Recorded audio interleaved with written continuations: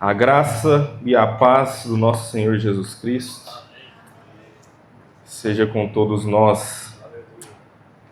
Alegria, meus irmãos, privilégio mais uma vez, responsabilidade estar aqui neste lugar. Quero te convidar sem demora para Neemias capítulo 8.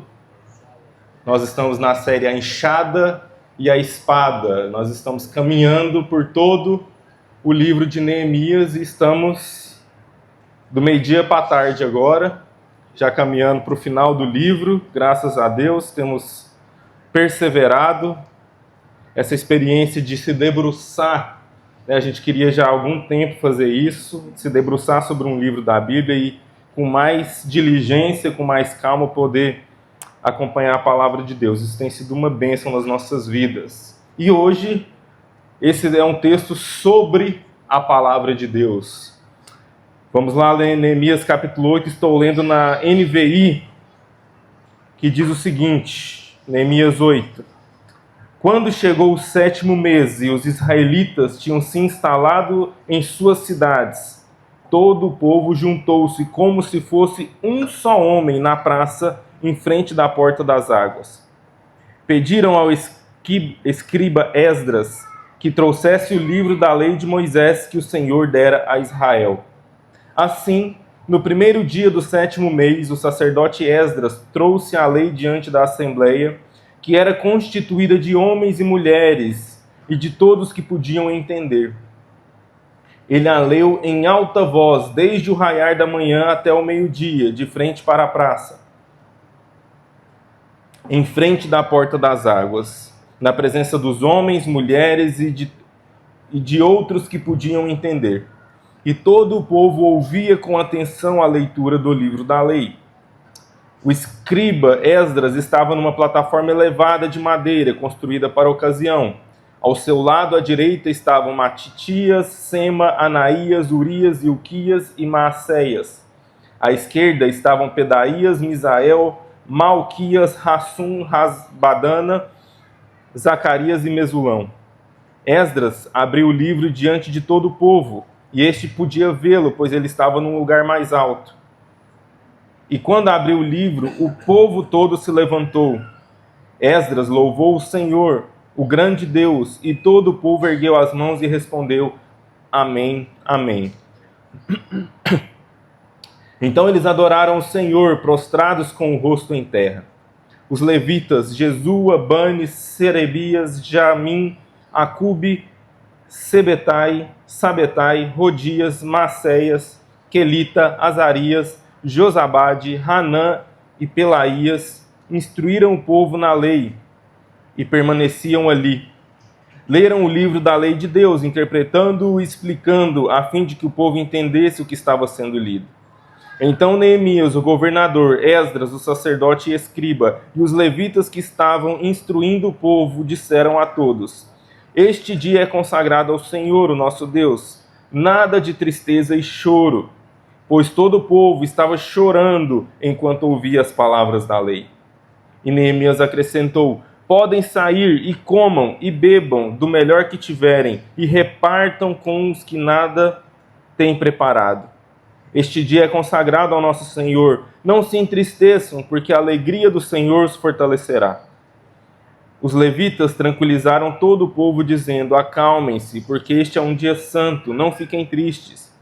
Então todo o povo saiu para comer, beber, repartir com os que nada tinham preparado e para celebrar com grande alegria, pois agora compreendiam as palavras que lhes foram explicadas.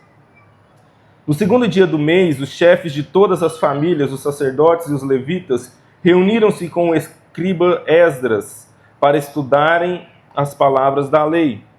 Descobriram na lei que o Senhor tinha ordenado por meio de Moisés que os israelitas deveriam morar em tendas durante a festa do 7º mês. Por isso, anunciaram em todas as suas cidades e em Jerusalém: Saiam às montanhas e tragam ramos de oliveiras cultivadas, de oliveiras silvestres, de murtas, de tamareiras e de árvores frondosas, para fazerem tendas conforme está escrito. Então o povo saiu e trouxe os ramos, e eles mesmos construíram tendas nos seus terraços, nos seus pátios, nos pátios do templo de Deus, e na praça junto à porta das águas, e na que fica junto à porta de Efraim. Todos os que tinham voltado do exílio construíram tendas e moraram nelas. Desde os dias de Josué, filho de Num, até aquele dia, os israelitas não tinham celebrado a festa dessa maneira. E grande foi a alegria deles. Dia após dia, desde o primeiro até o último dia da festa, Esdras leu o livro da lei de Deus. Eles celebraram a festa durante 7 dias, e no 8º dia, conforme o ritual, houve uma reunião solene. Graças a Deus pela sua palavra. Meus irmãos, nós estamos aqui diante da Conferência Teológica Septenal dos Israelitas. Essa palavra septenal, eu achei ela muito maravilhosa. Porque era uma conferência teológica que acontece a cada 7 anos e que foi instituída por Moisés, lá em Deuteronômio. E a gente tem aqui, nesses moldes que a gente imagina para uma conferência teológica, Esdras era o preletor principal, e a gente vai ver que talvez ele nem era um preletor tão bom assim, porque ele não explanou nada, ele simplesmente chegou lá e leu um livro, não tinha nada para explicar a respeito daquilo. É interessante notar que se você olhar os versículos 7 a 8, vai dizer também os outros palestrantes que estavam ministrando oficina, fórum, curso durante a conferência. Então a lista dos levitas lá, os versículos 7 e 8, vai trazer esse pessoal que estava participando da conferência. Porque na verdade, desde que eles voltaram do exílio da Babilônia, eles estavam restituindo as tradições e a própria leitura da lei que eles estavam fazendo estava dizendo para eles como as coisas deveriam acontecer. Porque esse período aí desse mês, do 7º mês, que eu não vou me lembrar o nome aqui, é mais ou menos o Ano Novo Judaico, é o Yom Kippur, é a festa mais importante do judaísmo e que dava com a festa dos tabernáculos, que fala no final do texto, em que eles moravam em tendas e tudo mais. E a cada 7 anos era o ano da restauração, era o ano do perdão das dívidas, e a cada 7 anos a lei deveria ser lida para todo o povo e explicada para todo o povo. Olha lá, Deuteronômio capítulo 31, versículos 9 a 12. Moisés escreveu esta lei e a deu aos sacerdotes, filhos de Levi, que transportavam a arca da aliança do Senhor, e a todos os líderes de Israel. E Moisés lhes ordenou: ao final de cada 7 anos, no ano do cancelamento das dívidas, durante a festa das cabanas, a festa dos tabernáculos, das tendas, quando todo Israel vier apresentar-se ao Senhor, o seu Deus, no local que ele escolher, vocês lerão esta lei perante eles para que a escutem. Reúnam o povo, homens, mulheres e crianças, e os estrangeiros que morarem nas suas cidades, para que ouçam e aprendam a temer o Senhor, o seu Deus, e sigam fielmente todas as palavras dessa lei. E ele já começa no versículo 1 com uma forma poética muito bonita que a Escritura vai usar. Em vários momentos. Diz que o povo reuniu-se na praça como um só homem, e foi pedido a Esdras que trouxesse o livro da lei. De mamando a caducando, o versículo 2 vai dizer: homens, mulheres, todas aquelas pessoas que eram capazes de entender foram chamadas à assembleia para ouvirem e serem instruídos na lei. Isso aqui já fala uma coisa importante sobre nós, né? A gente tem, graças a Deus, a possibilidade de ter um espaço separado com uma linguagem específica para as crianças, mas naquele tempo as crianças não eram subestimadas na sua capacidade de entender a palavra de Deus. Quando ia ser lida a lei, o Deuteronômio, aquelas genealogias, as crianças estavam lá presentes, ouvindo e sendo instruídos na palavra também. E, meus irmãos, esse aqui poderia muito bem ser um texto para a gente usar lá no dia 31 de novembro. O que tem dia 31 de novembro? Ou 31 de outubro? O que tem dia 31 de outubro? Dia da Reforma Protestante. Porque, na verdade, uma grande contribuição da Reforma Protestante foi restaurar o que Esdras está fazendo com o povo de Deus aqui. Porque durante séculos e séculos, a igreja cristã, o povo de Deus, todos nós que não éramos do clero, os escolhidos, aqueles que tinham a capacitação para saber ler a Escritura não na sua língua materna, foram privados de ouvir e de entender a palavra de Deus. Durante muitos séculos, durante toda a Idade Média, a igreja foi privada de ouvir a palavra de Deus. E a Reforma Protestante, em um dos seus lemas, ela traz o sola scriptura, que somente a Escritura é a nossa regra para a vida. Se ela é a única regra para a vida, todo cristão precisa e deve ter acesso a essa Escritura, e essa Escritura deve ser o mais amplamente divulgado e acessado por todos os cristãos. Você consegue imaginar como é que seria a sua fé hoje se você não tivesse acesso a esse livro? Se você simplesmente tivesse que basear tudo que você sabe sobre a sua fé no que outras pessoas que são ditas as que têm o domínio disso para te dizer o que você pode ou não. E a gente vai falar um pouco hoje sobre justamente isso, o privilégio que cada cristão tem de não depender deste microfone, de não depender deste púlpito, de não depender deste palco, de que tem quem está aqui dizendo alguma coisa para vocês. Vocês podem hoje, quando voltarem para suas casas, pegarem o livro e contestarem absolutamente tudo que eu disse aqui para vocês hoje. Porque a nós nos foi oferecido o livro, pois esse era o propósito de Deus desde o início dos tempos lá em Israel, que todo o povo, até as crianças, tivessem acesso ao livro. Mas tem uma coisa interessante em relação a esse tema que eu acho que a gente precisa pensar para os nossos dias hoje e o que nós temos vivido no Brasil. Eu não sei se você participou disso, né? Você tem clareza também disso, nós somos uma igreja plantação, mas nós viemos do que é chamado na teologia e na história de igreja de uma tradição reformada, que é igrejas que vêm descendentes do reformador João Calvino e das suas ideias a partir do ramo da reforma protestante de João Calvino, e concordamos com as suas ideias. E durante muitos anos, isso era quase uma exceção no Brasil. As ideias reformadas eram muito nichadas como a Igreja Presbiteriana do Brasil, que não tinha capilaridade de outras igrejas com outras maneiras de enxergar a Escritura. Mas desde os anos 2000, e a internet teve um papel fundamental nisso, houve uma espécie de reavivamento da teologia reformada no Brasil. Vários blogs, você mais jovem nem sabe, né? É porque blog hoje é usado para outra coisa, né? Blog era coisas que as pessoas... Você entrava na internet, acredite se quiser, para pegar artigos gigantescos e lê-los. Entendeu? Então isso era a ideia de blog naquela época. E a gente começou a ter acesso a esses autores, a essa teologia, as pessoas que falavam a respeito disso. E isso se tornou abundante no Brasil. Então hoje todo mundo, acho que a maioria das pessoas pode saber quem é o próprio João Calvino, pode saber quem é John Piper, vários outros teólogos, pessoas importantes aí da teologia reformada. Mas eu sinto, meus irmãos, que nós chegamos em um lugar que nós estamos quase passando do ponto. É certo que hoje todos nós temos um acesso à teologia e ao estudo teológico muito mais do que antes desse tempo que eu estou falando, antes dos anos 2000. Mas eu sinto que nós estamos chegando a um ponto em que o estudo teológico aprofundado, nos termos de você conhecer as teologias, os autores e tudo mais, está virando quase uma obrigação para a vida do cristão.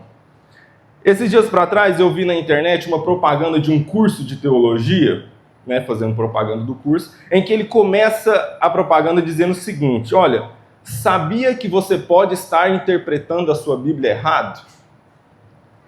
Aparentemente, não tem nada errado com essa frase, no sentido de que ele quer estimular as pessoas a uma correta interpretação da Bíblia, e está tudo certo disso.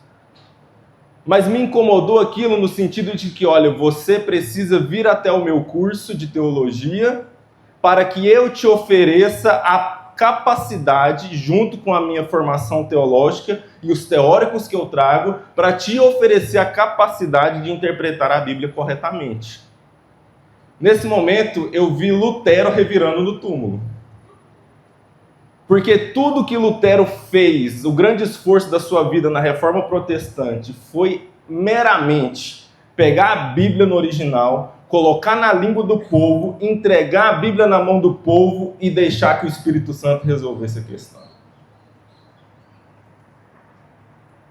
Sabe, meus irmãos, eu penso que a gente precisa, e esse texto vai ajudar a gente nisso, a entender a suficiência da Escritura. E aqui eu não estou dizendo que nós não devamos estudar teologia, eu sou um estudante de teologia, eu sou um leitor de teologia, mas a gente precisa entender o lugar das questões. Olha, eu falo um pouco sobre disso porque eu me sinto um privilegiado da minha própria história. Trazendo um pouco do meu testemunho aqui, é o seguinte. Eu não venho inicialmente de uma tradição reformada, de uma igreja, de uma tradição teológica muito forte. Aliás, como talvez você já passou por isso, eu venho de um contexto em que a teologia era desencorajada, era coisa de gente fria, gente que não estava preocupada em ter um fervor maior para com Deus. Contudo, entretanto, porém, eu venho de uma comunidade em que a leitura bíblica era algo extremamente incentivado, em que todas as pessoas eram constantemente incentivadas à leitura e à interpretação das Escrituras pela sua própria vontade e esforço. Nós tínhamos, e eu acho que é uma coisa talvez para a gente se pensar aqui, tínhamos o plano de leitura anual, mas que não era uma coisa sugerida. A igreja toda fazia o plano de anual da Bíblia. E todo domingo o pastor vinha e falava, ó gente, hoje nós estamos na leitura no livro tal. Se você não está nesse livro aqui, nesse capítulo, você corre que você está atrasado na leitura para terminar no final do ano. E eu falo isso não por mérito meu, porque isso acontecia na minha adolescência com todo mundo, meus irmãos, mas eu tive esse privilégio de que aos 15 anos de idade eu já tinha lido a Bíblia inteira 5 vezes. E a gente percebe hoje em que talvez muitos de nós já leu dezenas de livros teológicos, mas jamais teve a experiência de pelo menos ler a Bíblia inteira uma vez, para entender o que aquele negócio está falando, qual é o contexto de tudo aquilo. Veja, meus irmãos, Deus nos deu 3 coisas para entender a seu respeito por meio das Escrituras. Ele nos deu o livro, nos deu a Escritura em si, Ele nos deu o Espírito Santo, que é quem nos convence, que é quem nos revela, e Ele nos deu a comunidade. Porque é no meio da comunidade em que nós vamos testando as nossas teorias malucas e o nosso irmão vai dizendo para nós, você está doido, para aqui e volta, que isso aí é heresia. Então perceba que as ferramentas já nos foram dadas. Mas aí a teologia deixa de ter seu papel? Absolutamente não. É preciso entender o papel de cada coisa. Olha, não é papel da teologia formar bons crentes, presta atenção nisso, mas bons crentes fazem uso da teologia para ampliar seus horizontes. A teologia não forma um bom crente, mas porque eu sou um bom crente é que eu vou atrás da teologia. O Jonas acabou de contar aqui da história dele, que ele está indo, eu estou aqui numa invejinha santa para o Regente College estudar teologia e arte, mas não porque ele vai lá aprender a ser um bom crente, aprender a ter uma relação com a palavra de Deus, mas é justamente porque ele já a tem, é que ele vai buscar o aprofundamento. E isso, meus irmãos, eu acho que tira um peso muito grande de nós como igreja e como comunidade, porque nem todos nós fomos chamados para sermos teólogos. Alguns foram chamados para esse aprofundamento em um certo nível, mas todos fomos chamados para serem parte do povo do livro. Era assim que os crentes eram chamados há um tempo atrás no Brasil. O povo do livro. Então, meus irmãos, é por isso que num Brasil em que durante muitos anos, e hoje é um pouco menos, mas a taxa de analfabetismo era muito grande, ou mesmo os analfabetos funcionais ainda são enormes, a capacidade de interpretação de texto. As estatísticas são sempre super baixas, mas você vai olhar para as igrejas, nas comunidades mais carentes, aquele povo está aprendendo a ler, lendo a Bíblia. Eu não sei se você sabe, mas as primeiras escolas bíblicas dominicais do Brasil foram criadas para alfabetizar as pessoas, para elas lerem a Bíblia. Meu pai sempre conta a história de um irmãozinho do interior de Goiás, que ele era analfabeto, crente fervoroso e um grande evangelista. Sabe o que ele fazia para evangelizar as pessoas? Ele pegava a Bíblia, levava na pessoa que ele ia evangelizar, entregava a Bíblia na mão da pessoa e falava, abre no livro tal, versículo tal, capítulo tal, leia aí. e tome do evangelismo, em cima do que a pessoa que leu para ele que era analfabeto. Nós somos o povo do livro, ainda que não saibamos ler.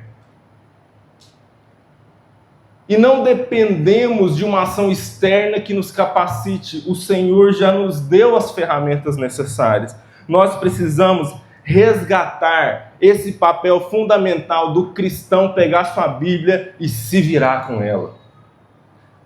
Aprender dela os princípios orientadores da sua vida por si próprio, meus irmãos, sem a dependência de uma ação externa.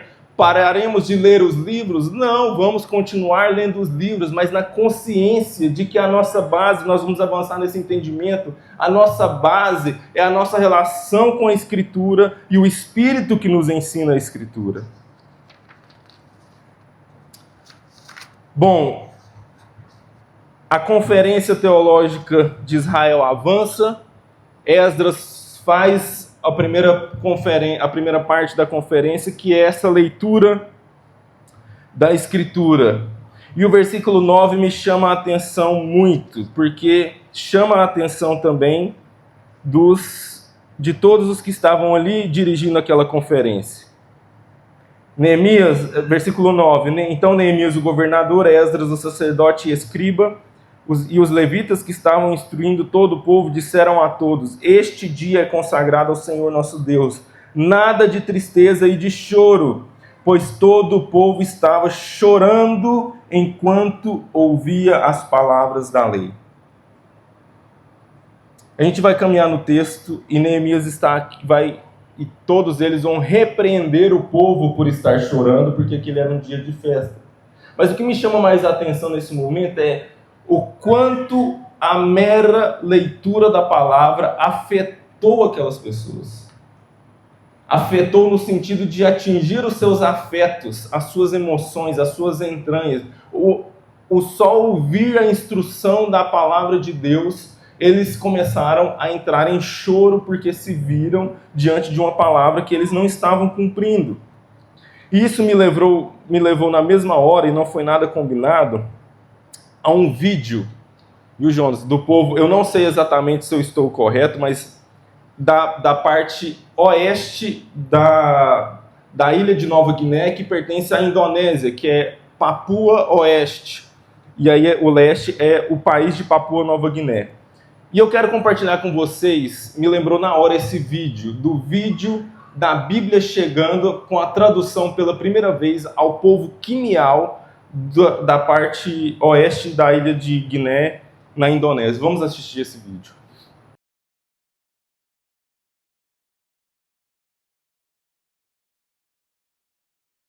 Traffic advisory Mike Alpha Delta from Sintani to Corupa, now crossing the ridge just above Sela, maintaining 12000.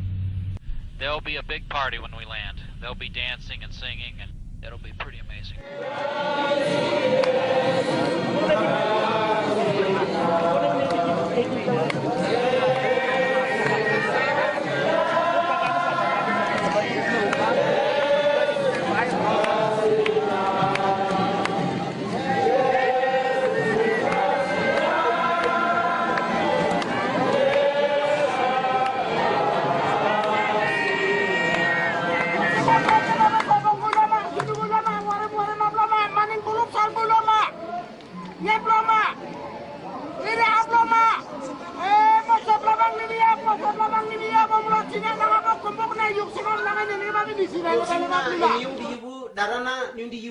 Gigit memero.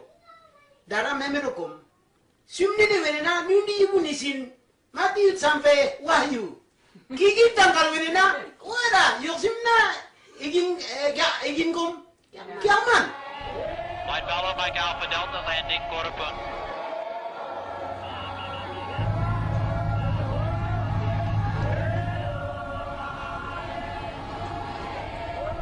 Light follow Mike Alpha Delta on the ground.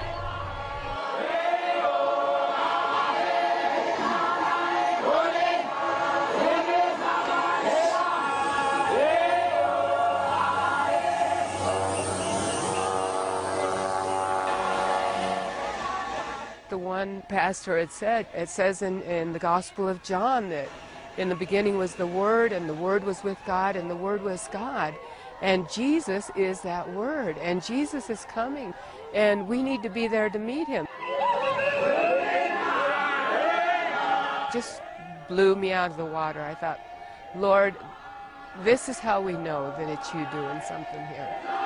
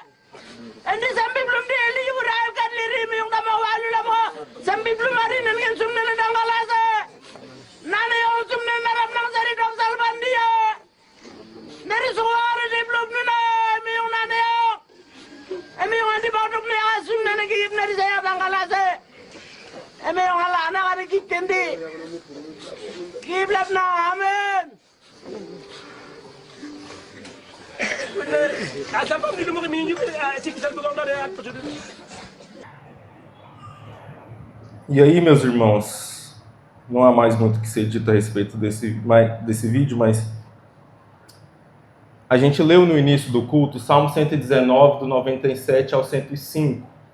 E eu quero que você tenha consciência de que sempre que a gente lê os textos bíblicos no início, eles geralmente têm a ver com a palavra de Deus. E eu queria ler novamente. Não vamos fazer responsivo não só para ganhar um pouco de tempo, mas perceba que à luz do povo quimial, como que essas palavras começam a fazer um sentido diferente. Salmo 119, 97 a 105. Quanto amo a tua lei! É a minha meditação todo o dia. Os teus mandamentos me fazem mais sábio que os meus inimigos, porque aqueles eu os tenho sempre comigo. Compreendo mais do que todos os meus mestres, porque medito nos teus testemunhos. Sou mais prudente que os idosos, porque guardo os teus preceitos. De todo mau caminho desvio os pés para observar a tua palavra. Não me aparto dos teus juízos, pois tu me ensinas. Quão doces são as tuas palavras ao meu paladar, mais que o mel à minha boca, porque por meio dos teus preceitos consigo o entendimento. Por isso detesto todo o caminho de falsidade. Lâmpada para os meus pés é a tua palavra e luz para os meus caminhos. Precisamos ser afetados por essa palavra.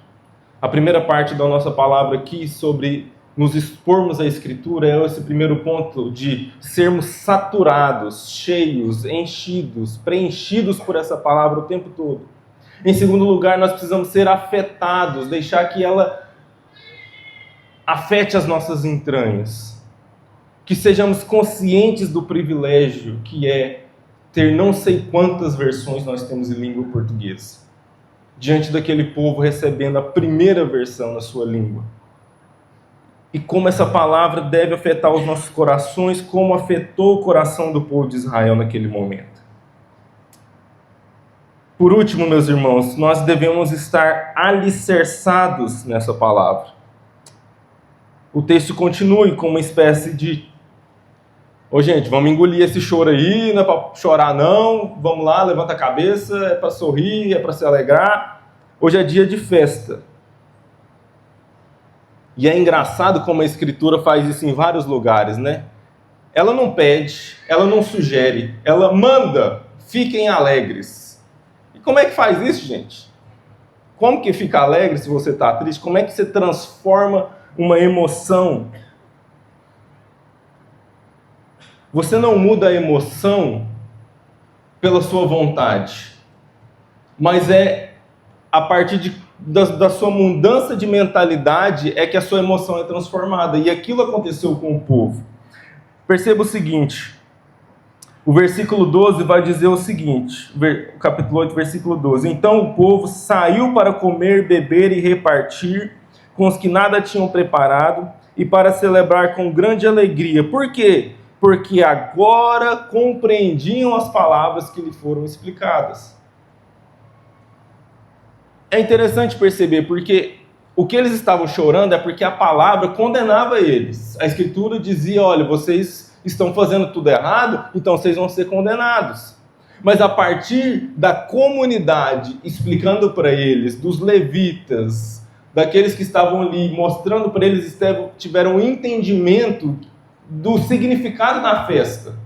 O significado da festa não era uma celebração vazia, porque agora eu tenho o livro, achei o livro. Não, mas é porque em achando o livro e em descobrindo com o livro que eu estou condenado, agora eu posso celebrar porque Deus providenciou uma salvação. Nós não celebramos porque percebemos que somos pecadores, mas percebemos que seremos salvos. Jeremias 29, 11. Eu é que sei que pensamentos tenho a vosso respeito, diz o Senhor, pensamentos de paz e não de mal, para vos dar o fim que desejais. Por mais que a Escritura nos revele a nossa condenação, o objetivo dela, afinal, é revelar o caminho da salvação. E apesar dos pecados, o entendimento das Escrituras lhes trouxe a esperança para o futuro. E é interessante que esse mesmo versículo 12 traz 3 verbos aqui específicos. Diz que eles saíram para comer, beber e repartir com os que nada tinham preparado. Perceba que a nossa filosofia é diferente da Julia Roberts, né? Que é comer, rezar e amar. Não sei quem já viu esse filme, mas enfim, a referência fica aí. É comer, beber e repartir. É muito interessante, porque tudo o que a Escritura fala sobre a leitura da Escritura, ela jamais acontece num vácuo intelectual. Que interessante. Aprendi os preceitos de Deus, voltarei para minha casa. A Escritura sempre tem uma implicação prática. Eles saíram da leitura da Escritura para uma ação prática imediatamente. Não era só comer, beber e festejar. Isso não é o que a Escritura, não é o que a fé do povo de Israel e a fé cristã quer nos dizer, mas ela implica em que eu saindo para comer, beber e festejar, eu reparta com aquele que não tem. Essa é a razão pela qual a Escritura é nos dada. E é isso que Tiago vai usar a sua carta inteira para falar. Que a fé sem obras é morta. A letra que não afeta o nosso dia a dia, ela está morta. Quando abrimos a porta de casa na segunda e não estivermos encharcados por essa palavra e seguirmos pelo dia, enlameando com ela cada lugar por onde passarmos, ela de nada nos adianta. A Escritura que fica guardada no meu coração, no meu livro, na minha estante, na minha academia, na minha faculdade, e que não desdobra na minha vida prática, no meu dia a dia, ela não tem razão de existir. O que nós podemos pensar, parafraseando Jesus, que ele fala, com o que compararemos o reino de Deus? Com o que poderemos comparar a Escritura? Para usar uma analogia aqui, que talvez seja bem mais ou menos, mas foi o que eu consegui, então vamos lá. Se a nossa vida é como uma casa, e a construção dessa casa é entender que nós estamos bem, qual é o papel da Escritura nessa casa? Será que a Escritura seria como as decorações e os enfeites que nós colocamos em cima dos móveis?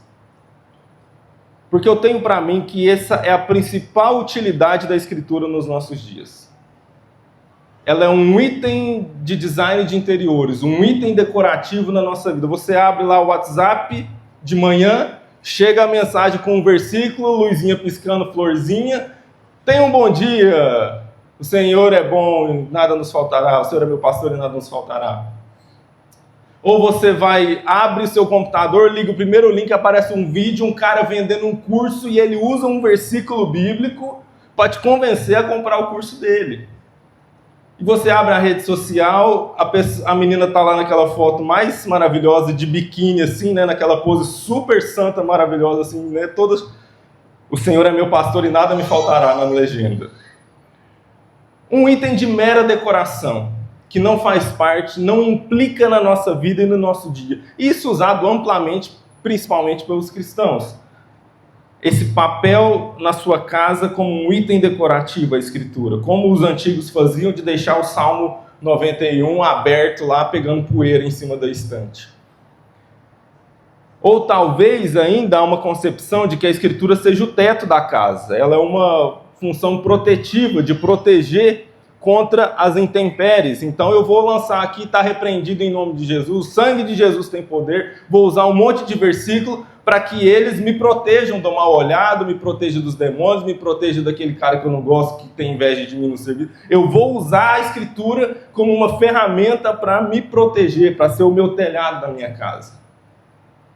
Mas existem os mais avançados, que talvez possam pensar na Escritura como as paredes dessa casa, que é o lugar onde eu vou pendurar o meu diplominha ali, ó, para ele ficar bem bonito. Olha como eu sou um teologuinho super cheio dos meus cursos aqui, olha o meu PhD, não sei, a minha formação. E aquela Escritura, ela vive numa prisão de dentro daquele porta-retrato lá. Ela não consegue sair de dentro porque o papel dela é cumprido quando eu estampo o meu diploma na parede.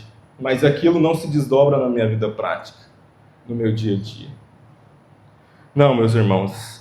A Escritura vai trazer isso de maneiras diferentes. Principalmente lá em Mateus capítulo 7, a parábola do bom e do mau construtor. Aquele que constrói sobre a areia e aquele que constrói sobre a rocha. A Escritura, a palavra de Deus, ela tem que ser o alicerce da nossa casa, o alicerce da nossa vida, a base sobre a qual nós construímos a nossa vida. Por quê, meus irmãos? É o alicerce que dá firmeza. E sabe o que é o alicerce que é firme, que é numa rocha, ele impede? Olha o que diz Efésios capítulo 4, versículo 14. Para que não sejamos como meninos, agitados de um lado para o outro e levados ao redor por todo o vento de doutrina, pela artimanha dos homens, pela astúcia com que induzem ao erro. Para terminar aqui, meus irmãos, eu quero só dizer uma coisa aqui. Quando eu compartilhei um pouco do meu testemunho e da importância que teve na minha vida a leitura da Escritura antes da teologia e tudo isso, é porque, sendo muito honesto, isso é uma graça na minha vida, porque isso não é a experiência de todo mundo, de que a teologia, ela só foi confirmando aquilo que eu já cria. Ela não veio como uma, nossa, eu descobri que eu estava totalmente errado e agora eu tenho que mudar, mas ela veio como uma confirmação, uma testificação daquilo que a Escritura me revelou nos meus primeiros anos. E, meus irmãos, eu percebo que nos últimos anos, no advento da internet, o Jonas falou aqui justamente sobre essa quantidade de vozes gigante que está à nossa volta. Desde as últimas eleições, pandemia e tudo. E aí eu vi os crentes, crente bom, gente boa, gente de Deus, começando com as ideias que eu falava, gente, a Escritura não está falando isso aí não. Não fala sobre aqueles que a gente já entende, não, isso aí da teologia da prosperidade, que está indo por caminhos de só teologia que vê demônio em tudo e tudo mais, mas não, gente séria da nosso convívio, das nossas igrejas, em que os ventos de doutrina começaram a aparecer e foram carregados. Não é teologia que vai nos sustentar quando o vento de doutrina vier, porque é uma outra teologia que vai te pôr e ela vai te levar embora. Se você não tiver esse alicerce firme da Escritura e da Palavra de Deus, meus irmãos, nós somos levados. Mas que, por outro lado, uma vez tendo esse alicerce da Palavra de Deus, é muito fácil você olhar para o que está acontecendo na sociedade e perceber, gente, isso daí está viajando totalmente. Porque o que eu já creio já é a verdade. Aquele que está alicerçado na Palavra de Deus não passa por dúvidas, não passa por medos. Porque aquilo que a Palavra já lhe deu como alicerce já lhe é suficiente. Nós somos uma igreja que tem convivido constantemente nos últimos anos com vários medos. E nós temos jogado a Escritura fora e agarrado aos medos e ido junto com os medos. Mas a Escritura é esse alicerce que nos dá segurança. E nós precisamos sempre voltar e lembrar, meus irmãos, o que essa Escritura diz para nós.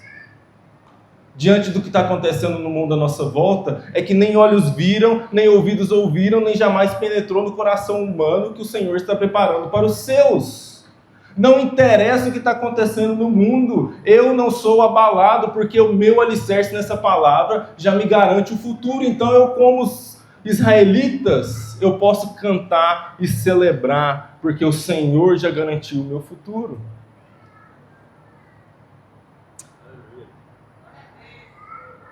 E para encerrar, eu quero só, a partir do versículo 13, vai contar da festa das cabanas, a festa dos tabernáculos, que eles redescobriram e voltaram a praticar. E eu quero só trazer um detalhe muito importante sobre isso, que é o significado disso. Por que israelitas celebravam a festa dos tabernáculos? A gente já tem entendido aqui que tudo na Escritura tem um único significado que aponta para uma única coisa, que é não a minha vida ficar boa, mas Cristo soberano sobre todas as coisas.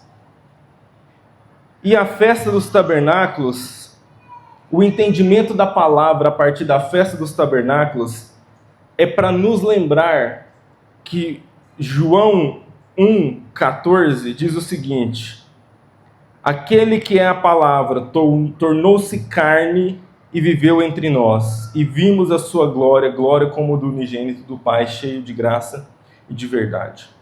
Essa palavra aqui no grego, tornou-se carne e viveu entre nós, literalmente está dizendo, aquele que é a palavra se tornou carne e montou uma tenda entre nós. O verbo talvez mais aproximado em português seria tabernaculou entre nós.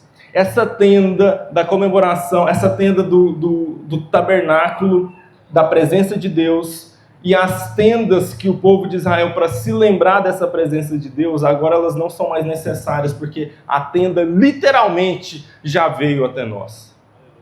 E essa tenda não é simplesmente uma tenda de comemoração, mas ele é a própria palavra. Hebreus capítulo 1, os versículos 1 e o 2, a primeira parte, diz o seguinte: olha, há muito tempo Deus falou muitas vezes e de várias maneiras aos nossos antepassados por meio dos profetas. Mas nesses últimos dias falou-nos por meio do Filho. Só para a gente sair com isso no coração daqui, que isso é fundamental para o nosso estudo da palavra de Deus. É o entendimento de que a verdadeira palavra de Deus que a gente acredita não é esse livro aqui. Mas esse é o livro por meio do qual a verdadeira palavra de Deus, que é literalmente o verbo que se fez carne, se manifestou. Então, meus irmãos, se eu quero entender a palavra de Deus, é a Cristo que eu tenho que entender.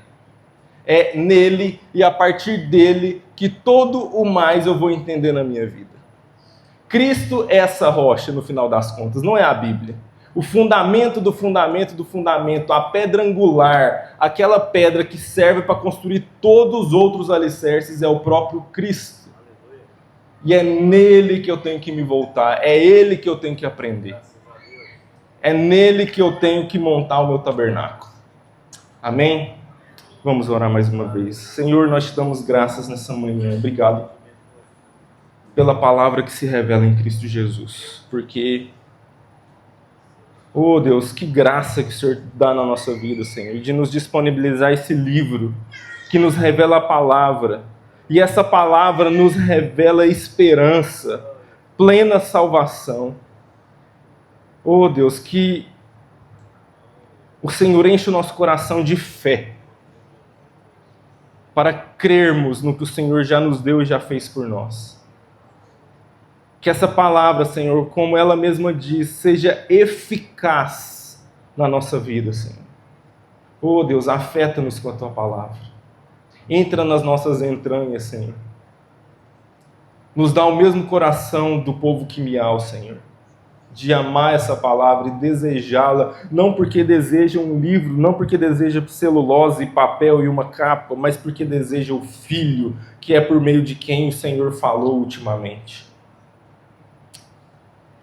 Que nós possamos colocar a nossa vida, Senhor, para entender, para correr atrás, para descobrir, para entender quem é esse verbo que se fez carne e habitou entre nós. E nele obtermos plena redenção. Nossa oração em nome de Jesus. Amém.